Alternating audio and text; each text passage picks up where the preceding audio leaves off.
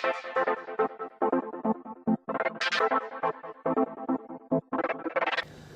باش تماشاوان هجا خلاک کنو جه هفپوین آرکی ورا بردوام ایرو از ورا بم جهاد بیازید مجارم ایرو لسر بیارین هری داویه لباشور روجاوای کردستان درباره وی کدا ممیواندریا کوا عزیزی سیاست مدار کرد و اندامه کمیتا ناوندیا پده کسی نهاب مرایا دکتر خیراتی بو هفپوین آرکی دست پیکدا سلام سلام الله سلام دکتر دست بگی امی در باسی بویرین هری داویه لباشور روای کردستان بکن به تایبت لباشور کردستان خواندن آوکه سیاست مدار جوان بویان را چیه؟ براستی افتشتی گول کردستان رودا و العراق رودا افتشتی کینویه افتشتی دیروکیه دیروک هات گهراندن ایدی سایکیس بیکو هات پرچه کرن سینور نامنتوی کو پشتی حرب جنگ جهانی دویم هات دانین هات راکرن سینور نینو هات نشان کرن ماده سدوچلی هات چارەسەر کرن هات آزاد کرن پروسیسا دویم مرحله دویم قناغه دویم گداعش ایدی لشونا گو بری خو بده بغداد و هر رژیم مالکی بروخینه مدی لناکاو نشکا وراوستیا و بری خدا باکور دا کردستان عراقی و به همو او چکین گوج رژیم سوری ورگرتبون رژیم عراقی ورگرتبون به چک کی قرص و بخاپاندن ایریشی سر پیشمرگا کرن به داخوا حالا کی نورمال چه بو پاشکی پیشمرگا به تکتیک پاشکش کرن لی او تشتاجی براسی مدید گو بالا جهان گشی کشان بتابت جی امریکا و ایطالیا و بریطانیا و فرنسا قلت انه كردستان هيلا صوره بشتي چار روجان ايري شوان لسر كردستاني مدي كوشكا سبي بيت الابيض وانجمن اسايش مجلس الامن وبريطانيا وفرنسا دغازيا كردان دهاتن وبريار دان برياركي سياسي دان كردستاني بتشك بك بسلاح بك واليكاريا مروفايجر بك وكردستاني بباريزه وغوتن امن و اسایشا کردستان هیلا سوره خط احمر يعني برای هر کس بزانه گوگ بری خو بدنا هریما کردستان نبی خودی ایلو بله امی ورن لسر وامج دست بکی امی وگرن لسر اب پیشکتن داعشی دیگه یعنی ام بجن او هریشن ویداوی داعشی بتایبت لباشور کردستان يعني ما بس طوانجه في كينشيا كي لفو تفجر واندك كي لبش طوانك وحتى داعش بفان كاراندك تشد بينا براستي داعش او ايريشا مباغت لسر هرما كردستاني او بشكل ولو فوجائي هاتن عراقي وعراق ولو باشكيش كش البروان او ديار بوغو بيجبو مشروع اجنديك ياتي بيجبو مشروعك ياتي او مشروع جي راوستاندنا هرما كردستاني برو بسر خبون ده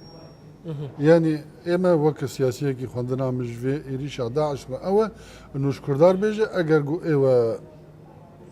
بروجي كي ويسر خبون هذا امجي هنا ولا دريا داعش رب ولا دريا غير داعش رب يعني داعش تمثيله هر كسكي لديجي سر خبونا كرد وكردستان يعني الحمد لله مزجينيه ددن خلقي خو او كسين جو برجريل سر خبونا كردستان كرن هاتن شكناندن اما او بروجا جو جناب سروق مسعود برزاني وبرلمان كردستان وحكومة هرم كردستان وهرم كردستان موكل قال له حكومة داي برخه او ريك بيروزا او هرس سني وان شاء الله لنيزيك او امال واحلام وخون كردان جيب جيد با وداعش دشكي ويكش بريارين بنتاغوني او قد بي بيش داعش بيش كناندن وبيش مرقه فكر او نقطه جوجلي راوستيابون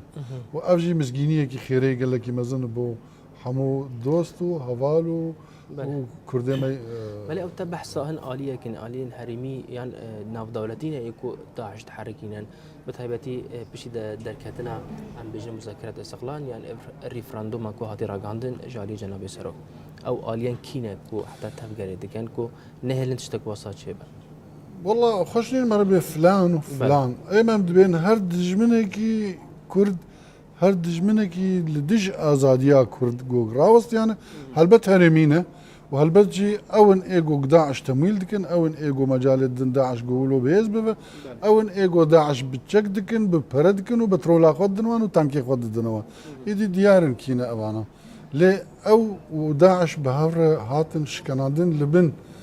دەربێ پێشمەرگە و هەرێمی کوردستان و لە بن دەربێ هێزی نانەتەوی بەسەرکێشیە ئەمریکا. تەفگەرە یەک و واشنگتن پێڕاویان ئەمریکا پێڕاویە وەکی تەژی ئانی زمان خاکا کوردستانی خەتێکی سۆرە هێلا سۆرە نابێت تشتێک وەسا چێ بە ینی مەبەست جێڤەیەکی چییە چما ئەم بێژین تەفگەرێک وەسەک بە جۆش دەربارەی کوردستانی دەچیدە بەریان هاژیان بێژن ئەگەر تشتێک وەسەکی بە لە عێراقی وەسا بە جۆش نادکابن مەدانی سەدەما vەیەکی چییە؟ بري مجد قلت ما تقول لا أصدقاء للأكراد والجبال يعني دوستي كردات تنج غيري شاخ بيه أو مقولة شاش بري راس بو عنها شاشة إما وكا ملت وكا كرد وكا كردستان وكا هريمك استراتيجيك إدي أم دنياي ربيويستن إدي هبونا ما جرنجيك بو جيهان مصالح جيهان إدي هاتن هريما كردستاني هاتن ناف كردان يعني اگر قلت تماشاك بتوشك بك افدى عشاب خو هات انبار انفال كر يعني اباده كر فلوجه احتلال كر داگير كر هات موصل داگير كر وبده هزاران خلق بنابر كرن وهر وصان لتلعفر وهر حطاني مسيحي دعوة إبادة مسيحيان كر لقاطع نتوي نلفيا نجولا لقهات سر هرما كردستاني ونزيكي سنري كردستاني بو إما مديب حمو جيهان رابول الراوسية للديجي داعش إنه كردستان نابي كس نزيكي كردستان بو وأفا مزجينيا خيري أفا سر كفتنا سياسة جناب السروق مسعود برزاني جو بجوش بإصرار إنه ملتي كرد ما في خوا شارنوس لريكا ريفراندوم بدا وبشويك ياساي شرعي قانوني وأف إن شاء الله أبصرت كان. بله دكتور أمي درباسي مجارك ديد به هر سرورت جردايا ويروشي يعني دفيدا ما داويدا وكي أف روداوين فيداوي لباشور هاتين رودان كنال هناك كنال كردي راجعندني بروباغندا إشاعات لدجي فيكي رابون يعني ما بستا فان كلام فيكي تشوفوا بنرينا ودا للأسف ناخذ بحث بكم برقول تشتقنا شيرينه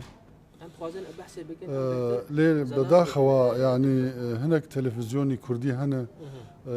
دشكن عندنا براي خوي كرد كيف خوشيه كدين بله يعني هركز جماعة حزبية وهركز جماعة كارح حزب أخو بك بس والله تجار كيفا من نايق وقريلا قورك شهيد بون ياجي قريلا يعني يبهجي باشكيش بك الهيزان كوباني يعني الحسكي يعني لتشوينك به لبرجو سركفتنا وان في النهاية سركفتنا جمرة وش كان عندنا وان جمرش كان عندنا اللي بداخوا هنا كس لناف يبهجي ولناف بيدي ولناف بيكي هنا بش كان عندنا براي واني كرد كيف كان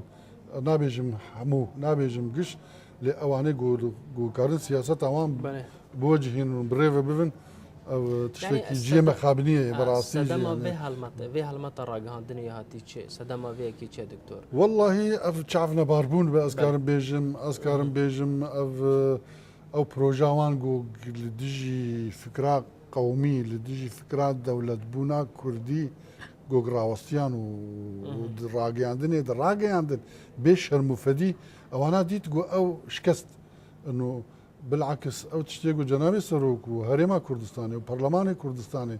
جو بري خداني او توجهها قداني انه هي هالبجاردنا قشتي هريما كردستاني تشيب وكرد هرن ريفراندوم لسر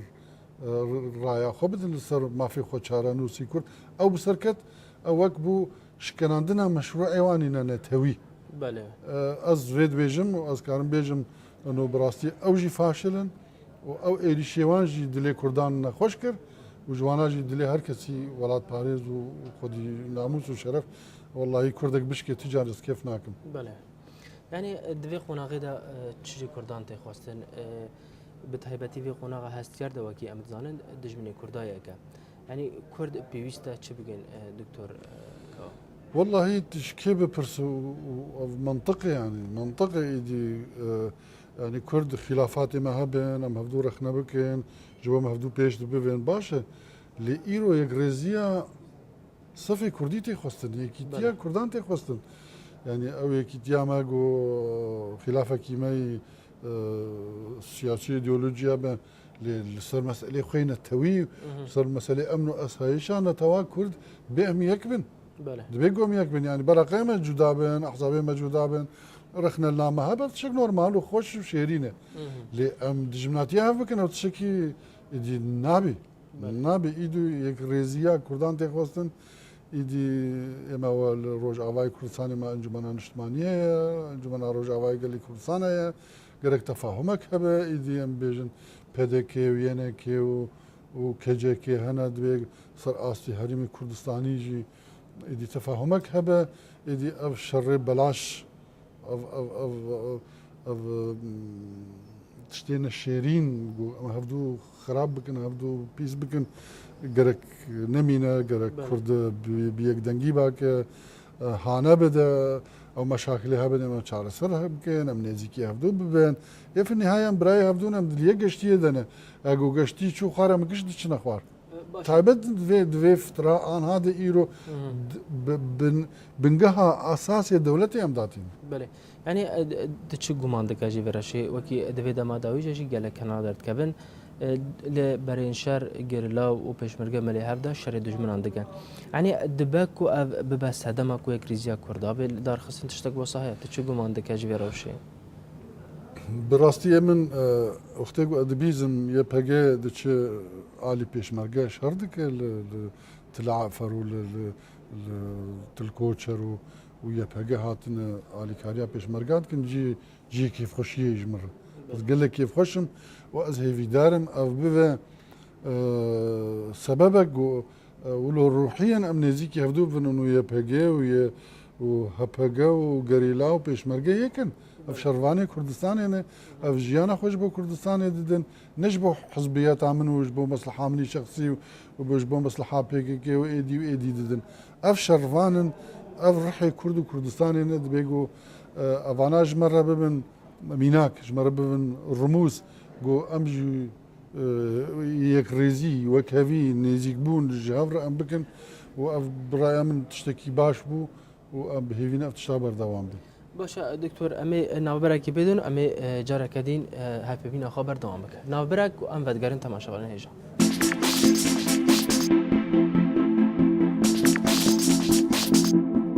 بله تماشاوان هجام جارکدی ودگرین میوان خوا دکتور کوا عزیزی اندامی کمیته ناوندی و سیاست مدار کرد بمره دکتور امی ورن لسر کاری و کاری پارتی و پارتیا پدکسه به تایبتی افرو دامین داوی يعني وشكل يجبوه كي بتايبتي هجرنا بيجين هافريزي لقال أنجمنا دي أنجمنا روجافاي كردستان كاركي وصاها كاركي هفبش هيا وهاولك دايم تشتكي وصا بجن بتايبتي وكي أمد زانن نهار الشرع بتايبتي لروجافاي كردستان باشوجي تشتكي وصاها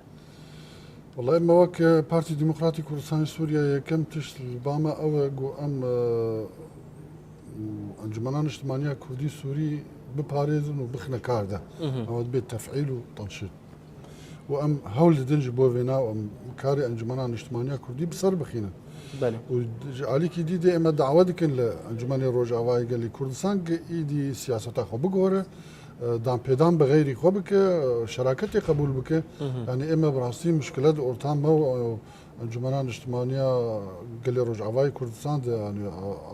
بيدي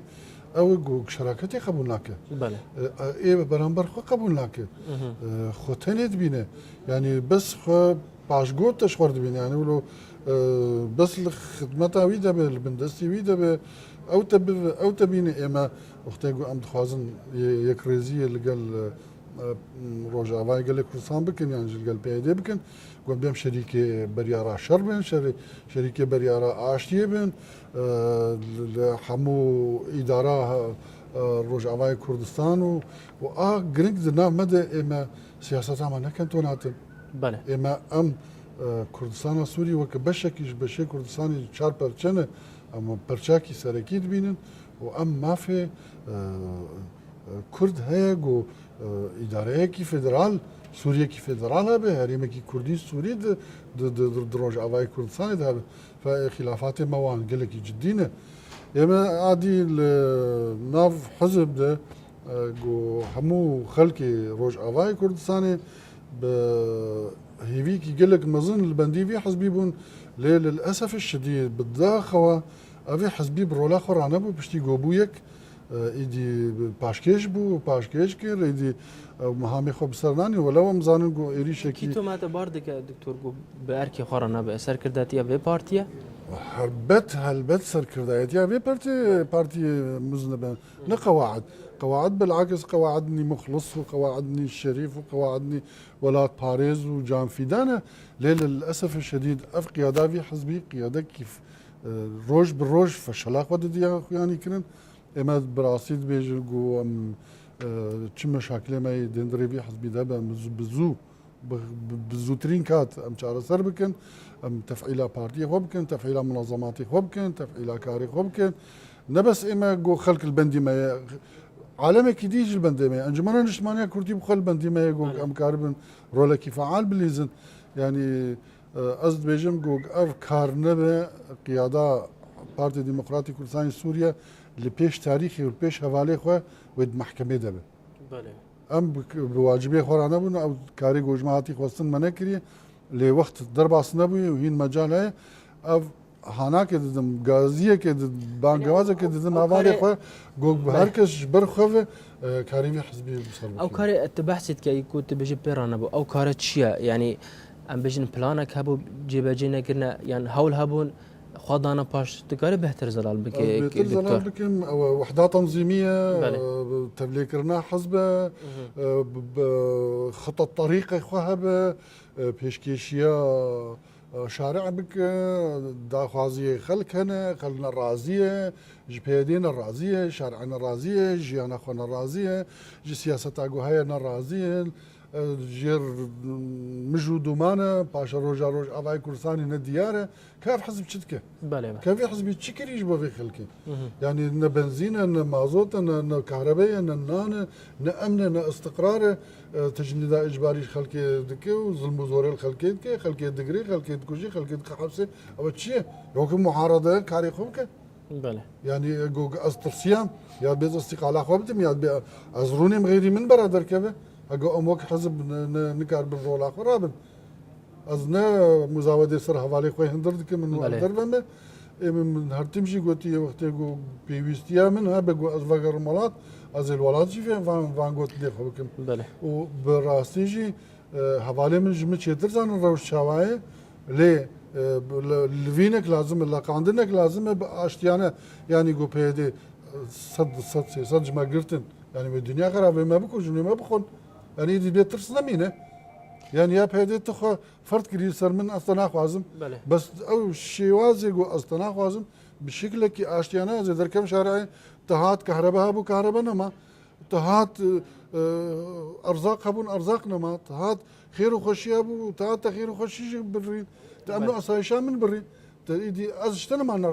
نرحتم ان الرجيم افتشتي قلت سري من تلك الرجيم بعد سري من تلك ازي بكم قيرين بكم مالان بكم ازدركم شارعي بله دكتور يعني هر درباره في اكيد دجي رخنا لو تشل بيدي بتابتي اگرم بناو بكن بارتيا بيدي و بارتيا بيدي كسي رخنا گلوا دكن بجن بس هذا انا كوكي نبر هر دو بارتيان دا ملت باجه هریزی داده ملت مینه پریشان ملت کشتن کوچ برکرن یعنی بسدم وانا کوکیان یعنی چما اب ناکوکی چاره سر نبه اگر ون سوجات کن سر پارتیا پیاده جه هنجتی و هنا دبیجن اف پارتیا کاروی لسر اردنینه اف پارتیا تشتگ نکریه لسر وی کی حتی کنگی اون وصابن اون حتی کنگی ملت وصاب باجه بده سر وی کی تشت بیجه دکتور از گلکی لو عجمايد من براسي ظالم ومظلوم بفن وكيك بله دو او ايجو كارت عرقلدك و ايجو خاز كار بمشهد بنيك اس سياجي كاري بيدي برامبر في حزب راوسيا بإيريشكي عنفي يعني بالظلم وبكشتنه بالسلاح وبتشك تسرسري في حزبي ناهي اللي افحز بلبط بلفي لي دبيجو ام افتشت ما نسكنين يعني بري حفت روجان حواله ما چونه الكوباني جوينكي آسایی آشتیانه ندوکی بچوچک چه کرنه صد قريلا وصاد حفظ سيارة وأسايش وبالتقين وبقلة وبإرهابك يقولوا هاتنا سر خلكيما وخلكيما قرتنا حطاني عظيمة مكتب سياسي زندانيا عرفت شيء يعني تي منو فينا بك وكا قو أزدا سيخو جار درجت كم بهفر أمكار بكن دستين بكوكيت دبر تي منو يبك وكا يعني غازنك خلكيها برا غازن جوي كسي سوجدار بك نجم بك لإما ديس وك حزب أمنين الوي معني أو إريشاب هيدا سما قوم كاريما بيرا وصاندن وميدا خلكيد مدى قوق أمهرن إيدي جديدشن إيدي براستيد بيقو كارك ببا إيدي بساج بدك يسير بله دكتور أميورن لسر برساد داوی از باورتكم هگر دم ما به گله کس برساد دکن دبیجن او پیشمرگین پارتیا پدکسی نهال کی درینه نهال شر هاتیه لسر دورین کردی گله اوجی شر دکن نهال دناف شر دانه یان راستیانه اگر تبکار زانیاریان در بالا وکی اجماع تماشاوان را بده براستی او کسین گو هاتن مشق کردن و هاتن تدریب کردن وک پیشمرگی روش اوای کردستان هن موجودن لگلک نقاطاج موجودن لپیشمرگی هرما کردستان و راگیاندن کی فرمی بردف کی پیشمرگی کردستان گوت اما ام نخوازن پیشمرگین بشین کردستان دی و باشور و باکور و روش آوا بکن نامده ممکن اول مسئله کی سیاسی قلت عدل هرمي ببه ام نب حاجتي زلام وسلاح انا ام بحاجتي تأييدك دولينا وبراستيجي حقيقة اب بيشمرجي روج افاي كردستاني هنا لشونا اخواني وقتها ريشتي سرمان برجريا خد كن ليه تفعيلنا بنا نكتنا نافشر هكتنك نافشر جهابه او وقتها ريشتي سرمان خد باريزن جي خد باريزن جي جوجلي نشتجي بنا ويد باريزن وقال لك قليو غاز نيوان هنا براستي أصحاب دريا أركيدجي وان قليو غاز نيوان بقينم يعني براستي هناكي مهمشن هناكي كسقو هلواناك وبيترجي داخواز كن إنه بارتيا ما رخصنا هرما كردستاني لوان خودي دركا هر نافوان ولا ميوان بده تواصلك يوان بوان هذا روحي بشبه ادي پیدی و یه پیگی و سیستم گل روز آوای کردستانی سرسری خلکی انزال کردن سپاندن یعنی امر واقع کردن او قبول نکن اف پیشمرگی روز آوای کردستانی هرن برگریا ولاتی خوب کن برگریا گندو شاری خوب کن یعنی آلیکاریا وام بکن لی او حق ددن خو ورن بزوری بکن ناف پیشمرگی لکردستان عراقی شر بکن یعنی امی سپاسیا وام بکن گوهاتن امی ویس قنجيوان ان شاء الله اميلوان فقرين روج بيشمرقي روج اوای كردستان جوهر روج اوای كردستان باريزن بله گلک اسپاس با دکتر کاوا عزیزی اندام کمیته ناوندی پارتیا پدکسی هر وها سیاستمدار کرد تمربو گلک اسپاسیا بجربونه تدکن بله تماشاوان اجاب و اوای امگیان داویا برنامه خو هف پبینا آرکیا تایبت هر شاد و بختور